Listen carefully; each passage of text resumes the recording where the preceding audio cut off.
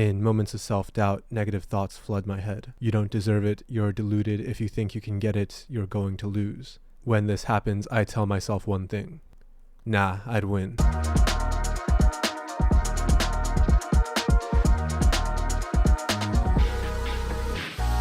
Gojo Satoru from Jujutsu Kaisen is the epitome of confidence. And I mean real confidence, not the kind you fake to impress other people or the delusional kind you use to lie to yourself. The way he acts, moves, and thinks are all how a confident winner should. Born a genius sorcerer, he exudes a charisma that comes from a deep and intrinsic certainty in his own abilities. And to some degree, we all want to feel a little more like this. More secure in our chaotic world. More confident that we'll be able to overcome any challenge we're faced with. The supreme confidence from being the strongest. But we aren't the strongest. Of course, it's easy to be confident if you're all-powerful, handsome, 6'4", and talented at everything you do.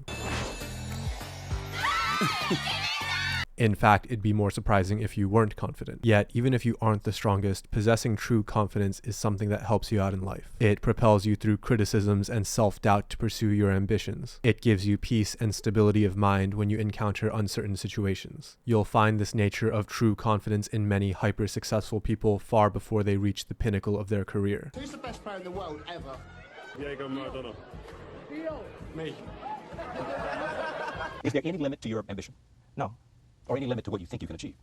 No. If I was to quit rapping and I said I want to go to the NBA, I would be in the NBA. No, you wouldn't. Yes. No, you wouldn't. Yes, I would. So you want to develop this true type of confidence, this assurance in your ability that you can do what you say. Well, what if I told you you actually once possessed this confidence? Think back to when you were a kid. You told other people you would be president, a rock star, a famous athlete or actor, a billionaire, and you truly meant it. There was little doubt in your ability to accomplish these lofty goals. Then life happened. You failed a test. You got called ugly. You got picked last in a kickball game. You got rejected by that guy. You tried to get something you wanted and you failed. You lost. Slowly but surely, that confidence you had as a child deteriorated away as you realized your own limits. And no amount of 10 ways to instantly become more confident videos help cover up your deep insecurities around those failures. Your confidence seems to just be an equation of the amount of times you won and proved your abilities to yourself, minus the times you lost and didn't meet your expectations. Examples of wins being getting an A and becoming more confident in your intelligence, or even not crashing your car and gaining more confidence in your driving skills. Examples of losses are trying to make friends, but then getting bullied or rejected, losing confidence in your social skills, or working hard and expecting to win a soccer game, but then losing, and also losing confidence in your soccer skills. Gojo has that confidence and charisma about him because he rarely loses. So the answer to building a Gojo-like confidence is easy. Just stop losing and only win. Don't click away, it's a joke.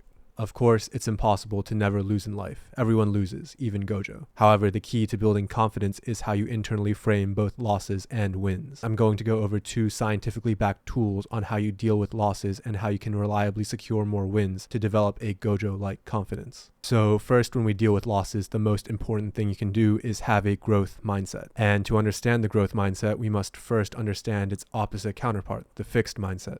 The belief that your ability is fixed, that when you fail something, nothing can be done about it because your intelligence, athletic abilities, social skills, artistic skills are at some unchangeable level. This core belief has a profoundly negative impact not only on your ability to improve, but also your confidence. As you go through life, you just chalk up more losses, and the perceived limits of your abilities eventually just become walls you enclose yourself in. You become afraid and insecure to enter any new challenges beyond those walls. On the other hand, the growth mindset is the core belief that your abilities can in fact improve and you can surpass your current limits. Growth mindset says it's not a loss if you can learn and improve from the experience. When students were separated into 2 groups of core beliefs, growth and fixed, scientists scanned their brains when they reviewed errors on a test they took. It followed as no surprise that the group with the growth mindset had a much higher brain activity when reviewing the errors and scored better on subsequent tests, thus winning, thus building their confidence. The group with the more fixed mindset had a much lower brain activity and they stayed at the same level, continuing to make the same errors, continuing to take the same loss.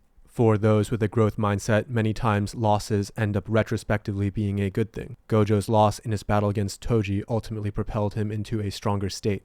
It was that loss that taught him important lessons about the limitations of his power. And by applying his growth mindset, he worked and overcame those limitations rather than just accepting them.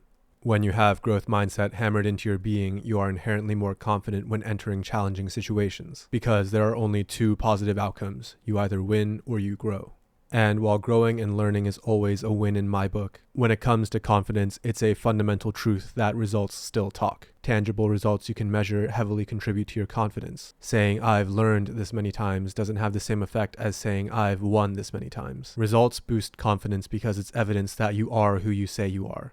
I got into Harvard, therefore I am smart. I won this fight, therefore I am strong. But sometimes results are outside of your control. Life has ups and downs, and while you might be learning and growing from your losses, not seeing the fruits of your growth can many times be discouraging and a hit to your confidence. You might have to learn and work on your business for many years before you see any form of success. You have to eat healthy for weeks before you see any progress in the mirror. So how can you maintain and build your confidence through these tough times? The answer is effort-based goals, defined as goals you set for yourself that can be accomplished purely by putting in a certain amount of effort. Something like, I want to dedicate 40 hours a week to my side business. I want to practice public speaking for 10 hours a week. I want to run 30 miles a week. I want to work on my YouTube channel for 20 hours a week. Results are tangible and something you can measure and celebrate, but so is effort. If you set a goal on the amount of effort you dedicate towards something every week and you know that effort will eventually lead to a positive outcome, you should process defining and meeting your effort goal every week as a win. Effort-based goals are good because while they still should be challenging, it's completely in your control whether or not you reach it. And when you do reach it, it's a win and evidence that you are the type of person that does what they say. If you dedicate 20 hours a week to becoming a better student, it might be a while before you get a confidence boost from seeing your grades improve. Most people actually quit because they aren't seeing the result. But the way to keep going and build confidence is to keep track of the effort, knowing that inevitably, if you study 20 hours a week, you will become a better student. You don't become confident by shouting affirmations in the mirror,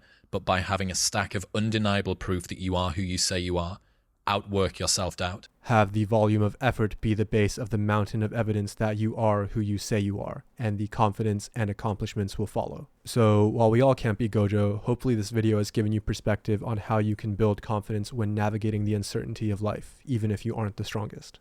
Through growth mindset and effort-based goals, build enough confidence to pursue your ambitions with conviction. When you encounter criticism and self-doubt telling you that you're going to lose, have enough confidence to say, I would win.